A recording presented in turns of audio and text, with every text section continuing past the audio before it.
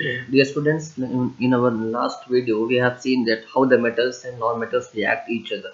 Okay, जैसे कि हमने लास्ट वीडियो में देखा कि मेटल्स और नॉन मेटल्स एक दूसरे से किस तरह रिएक्ट करते हैं, जिसमें मैंने कहा था कि every metal is made up of elements and substances, and every substance is made up of elements, and every element is made up of atoms, and each atom contains neutrons and protons, which combiningly called as nucleus. Every element atom से बना होता है और atom smallest particle है जिसे further break नहीं किया जा सकता. ओके, एंड और एटम के अंदर भी इलेक्ट्रॉन उससे भी स्मॉलेस्ट पार्टिकल है जो फर्दर ब्रेक नहीं किया जा सकता. हाँ, एटम्स के दरमियान दो एटम्स के बीच के बॉन्ड्स ब्रेक हो सकते हैं. बॉन्ड्स जो होते हैं कोवैलेंट बॉन्ड, बहुत तरह के बॉन्ड्स हैं, आगे चैप्टर्स में आप पढ़ेंगे. तो दो मेटल्स के बीच में रिएक्शन होता किस तरह है, मैंने लास्ट वीडियो में बताया था कि एटम्स के अंदर के आउटर मोस्ट शेल्स में, एटम के अंदर के लास्ट शेल में, लास्ट एक्सिस में जो इलेक्ट्रॉन्स बैलेंस होते हैं उनका अट्रैक्शन न्यूक्लियस की तरफ कम होता है, जिसकी वजह से वो दूसरे एटम्स की तरफ अट्रैक्ट हो जाते हैं और दूसरे एटम्स के अंदर जो वैकेंसी है, दूसरे एटम के अंदर इलेक्ट्रॉन की जो स्पेस खाली है वहां पे जाके ये बैठ जाते हैं. इससे होता यह है कि इस एटम का उस एटम से बॉन्ड क्रिएट हो जाता है. ये बॉन्ड क्रिएट होना ही रिएक्शन की बेसिक है, फाउंडेशन है. ये बॉन्ड के क्रिएशन की वजह से ही दो एटम्स के बीच में, दो मेटल्स और नॉन मेटल्स के बीच में रिएक्शन होता है. ठीक है, metals and non metals react just because of this bond.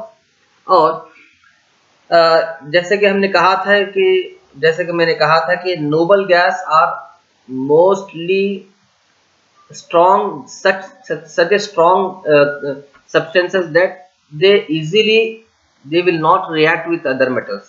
Why? Because every shells of these atoms of these gases are completely filled. Okay, helium है, नियॉन है, आर्गॉन है. इसमें जो शेल्स हैं, साइंस में जो है वो शेल्स को नाम दिया गया है. के shell, L shell, M and N. These are the four shells in which electrons revolve around the nucleus. Okay. अब यहाँ पे इस टेबल में आप देख सकते हैं ये नोबल गैस है हीलियम, इसका एटॉमिक नंबर है 2. Now what do you mean by atomic number? Atomic number indicates the number of protons present in that atom. Okay. Atomic number means number of protons. अब helium में कितने proton हैं? 2 protons है. That is why the atomic number of helium is 2. Okay. और उसके बाद neon noble gas है. Neon का एटॉमिक नंबर है 10. That means number of protons in the neon is 10. सो यहाँ पे नियॉन में 10 प्रोटॉन्स है. ओके. और के शेल में 2 प्रोटॉन्स है और एल शेल में 8 प्रोटॉन्स है. राइट. उसके बाद आर्गॉन है. आर्गॉन में 18 प्रोटॉन्स है. That means the atomic number of argon is 18. So 18 protons इस तरह डिवाइड किए गए हैं. के शेल में 2 है, एल शेल में 8 है, 2 + 8 10, एम शेल में 8 है, 10 + 8 इट इज 18. तो इस तरह प्रोटॉन्स डिस्ट्रीब्यूट किए गए न्यूक्लियस के अंदर. राइट, न्यूक्लियस के अंदर. इसी तरह ये मेटल्स है, सोडियम है, मैग्नीशियम है, एल्यूमिनियम है, पोटेशियम एंड कैल्शियम है. सोडियम का एटॉमिक नंबर 11 है because it contains 11 protons. Magnesium का एटॉमिक नंबर 12 है because it contains 12 protons. Aluminium का एटॉमिक नंबर 13 है because it contains 13 protons. Potassium का atomic number 19 because it contains 19 protons. Similarly calcium का atomic number 20 because it contains 20 protons. And this are divided in this way. के shell में 2 है, L shell में 8 है, M shell में depend on the remaining protons this are divided. For example, अब sodium में 11 protons है. ठीक है. अब के शेल में 2 प्रोटॉन्स असाइन हो गए और एल शेल में 8 प्रोटॉन्स असाइन हो गए. तो बचे तो हुए कितने? 10 प्रोटॉन्स. और अभी रिमेनिंग कितने हैं? 1 प्रोटॉन. तो वही प्रोटॉन एम शेल में रिवॉल्व होता है. ठीक है. उसी तरह मैग्नीशियम में 12 प्रोटॉन्स है. अब 2 प्रोटॉन्स के शेल में है, 8 प्रोटॉन्स एल शेल में है. 2 + 8 10. रिमेनिंग कितने हैं? Still 2 remaining. 12 - 10 is 2. तो वो 2 प्रोटॉन्स जो है एम शेल में रिवॉल्व होते हैं. इसी तरह एल्यूमिनियम में है, एल्यूमिनियम में 13 प्रोटॉन्स है, के शेल में 2 प्रोटॉन्स है, कभी भी के शेल में सिर्फ और सिर्फ 2 प्रोटॉन्स रिवॉल्व होते हैं, और एल शेल में सिर्फ और सिर्फ मैक्सिमम 8 प्रोटॉन्स रिवॉल्व होते हैं, मैक्सिमम 8 प्रोटॉन्स, राइट। मिनिमम 1 और मैक्सिमम 8 प्रोटॉन्स रिवॉल्व होते हैं।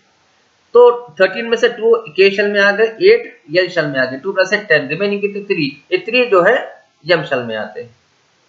इसी तरह रेस्ट ऑल एलिमेंट्स के ये एटॉमिक नंबर है, नंबर ऑफ प्रोटॉन्स है जो K shell, L shell, M shell और एन शेल्स में डिवाइड होते हैं, और ये अपने एक्सिस में रिवॉल्व होते हैं।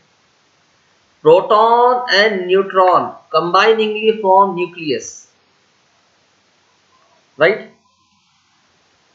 Remember one thing very important, the number of protons in an atom is called its atomic number, and number of protons and number of neutrons, total number of protons and neutrons, it gives its mass number. Atom का एक atomic number होता है और एक mass number होता है, ठीक है, यानी उसका मास कितना है।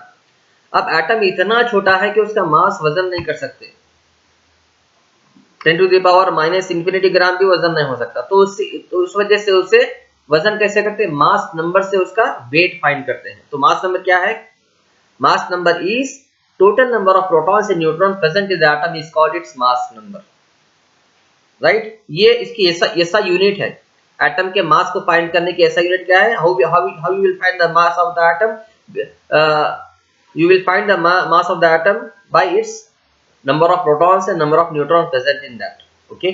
तो ये नॉन मेटल्स है, nitrogen, oxygen, fluorine, phosphorus, sulphur and chlorine, इसके एटॉमिक नंबर्स है। I repeated once again, atomic number मतलब नंबर ऑफ प्रोटॉन्स, और मास नंबर मतलब number of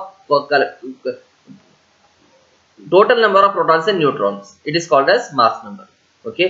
And it is required one more electron to complete its octet.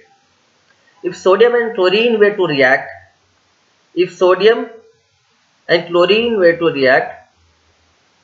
the electron lost by sodium could be taken up by the chlorine। मैंने ऐसे अभी कहा कि एक element का atom दूसरे एलिमेंट से एक एटम का जो इलेक्ट्रॉन दूसरे एटम के इलेक्ट्रॉन से जाके बाउंड क्रिएट करता है। यहाँ पे देखिए सोडियम के अंदर का जो इलेक्ट्रॉन है वो क्लोरीन के साथ जाके बाउंड क्रिएट कर रहा है, इसी को रिएक्शन कहते हैं। After gaining an electron, the chlorine atom gets a unique negative charge. Why? Because electron is basically negatively charged, ठीक है। अब सोडियम में से एक नेगेटिव चार्ज डिक्रीज हुआ तो सोडियम एक चार्ज पॉजिटिव हो गया, और क्लोरीन में एक नेगेटिव चार्ज ऐड हो गया तो क्लोरीन अब क्या हुआ, नेगेटिवली चार्ज हो गया, right. Getting my point, because its nucleus has 17 protons and there are 18 electrons in it, it's KLm n shells। और एक basic important and very basic information मैं आपको देना चाहूंगा बच्चों, एवरी एटम में, ईच एंड एवरी एटम में जितने नंबर ऑफ प्रोटॉन्स है उतने ही नंबर ऑफ इलेक्ट्रॉन्स मौजूद रहते हैं। बिकॉज उसका रीजन ये है कि एटम हमेशा स्टेबल कंडीशन में रहता है। स्टेबल यानी atom will be neither negatively charge nor positively charge until and unless it reacts with another atom। वो किस तरह, वो इस तरह कि हर एटम में जितने नंबर ऑफ प्रोटॉन्स रहेंगे उतने ही नंबर ऑफ इलेक्ट्रॉन्स रहेंगे। और protons basically and naturally they are positively charged, and electrons basically and naturally कुदरती तौर पर वो नेगेटिवली चार्ज्ड है। तो अगर 2 प्रोटॉन्स है तो 2 इलेक्ट्रॉन्स रहेंगे, दोनों प्रोटॉन्स और दोनों इलेक्ट्रॉन्स का चार्ज मिलके न्यूट्रल हो जाएगा।